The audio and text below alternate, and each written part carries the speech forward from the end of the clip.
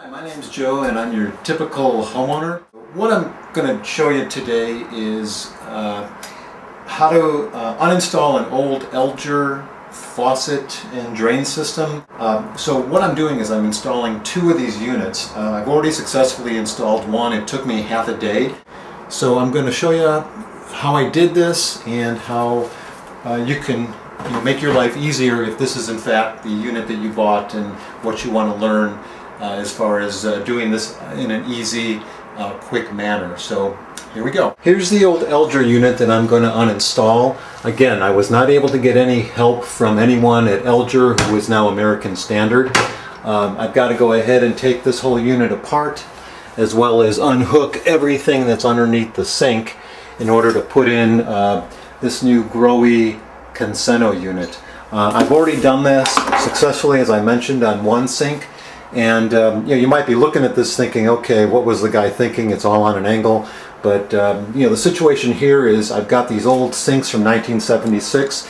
They're oval and they're kind of shaped like the Bristol racetrack, so they curve up on an angle.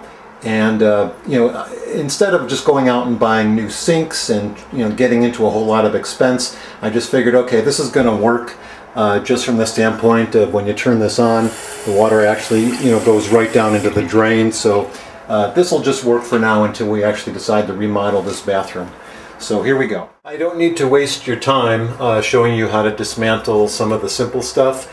If you're doing this yourself, you should know how to do that. But one thing that I found tricky was actually how to remove this piece. And I wasn't able to get any assistance on that, so I just assumed it was something that was threaded. And basically what I did is I just put a hammer to it and just twisted it off once I was able to loosen it up. Okay, I've removed the old faucet and stem piece. That was a bit of a bear. Being in there since 1976, it was a little hard to turn the stem, but anyways, so always a good idea to clean off the surface of that. So I'm going to do that now and we'll continue. Okay, now I'm at the point where the this piece was removed, the old drain. I cleaned that area out real good. This is all set and prepped. Okay, so now we're ready to go ahead and install the Grohe Concetto unit, and we'll pick this up in a moment. The Grohe piece consists of the various faucets, and there's only one faucet, it's a single faucet, and all of the washers and fasteners. And I learned something when I put this unit in as far as how to do this correctly so nothing leaks.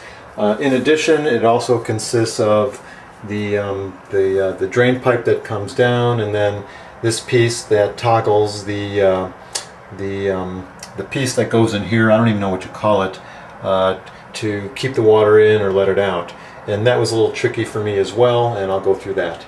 In addition, for my particular situation, since I had a two faucet configuration for this sink, I needed to pick up, and this is also made by Grohe, a plate that's going to go ahead and cover up those holes. One of the little tricks that I learned with the first installation was, as I'm putting this piece on,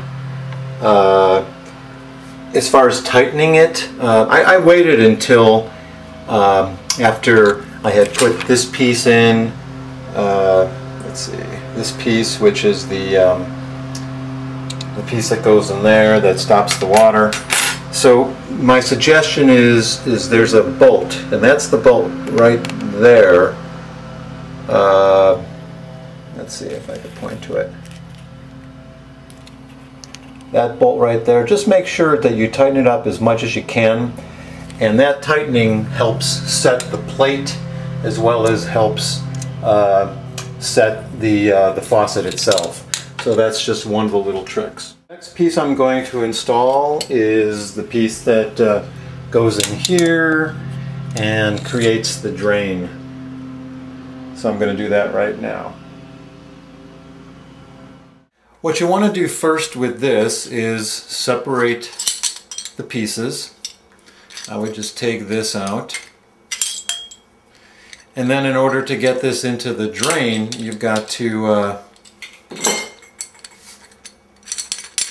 take the screw off of there. And then also take the plastic piece and the rubber washer there. That's got to all come off. Where your plumber's putty comes in handy. This is what they told me to do. So you go ahead and you take some of this. You take some of this plumber's putty and then you roll it up into like a worm shape. And then you just wrap it around the drain. So this is how we're doing this.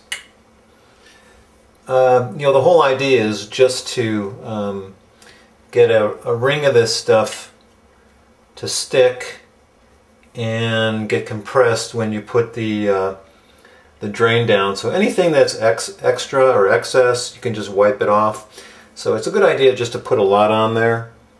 Make sure that all of your areas get adequately covered, because again, you can just wipe off the excess.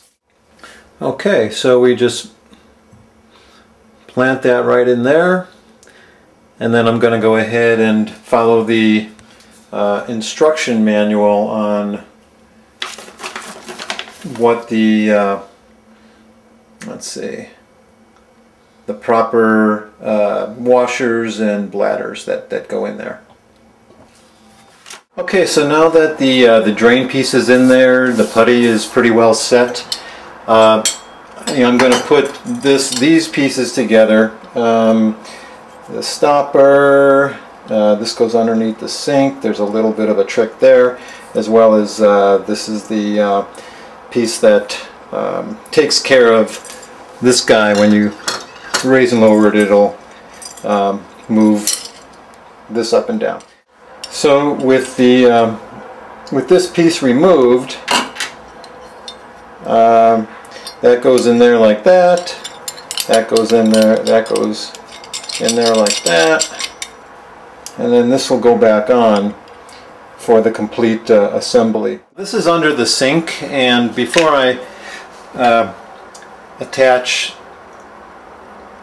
this piece under here, I'm going to use some of this plumber tape and just wrap it around the end of this piece just to ensure a good seal.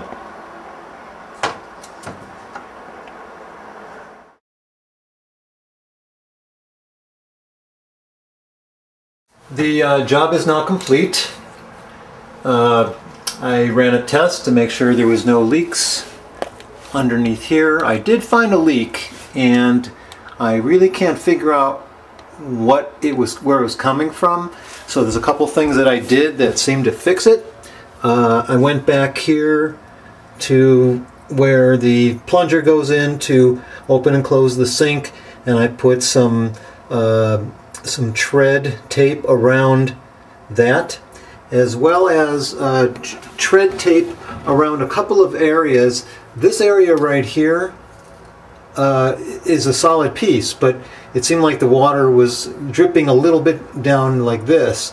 So I just put some tread tape on the outside of it, as well as some tread tape around this area here on the outside. So maybe it's a band-aid, but what the heck, it doesn't leak. So everything seems to work fine. The hot and cold works fine as it's supposed to. And this concludes the instructional video on converting from a 1976 Eljer stem and faucet to a newer Grohe Concetto setup. And here's a parting shot of the two finished installations.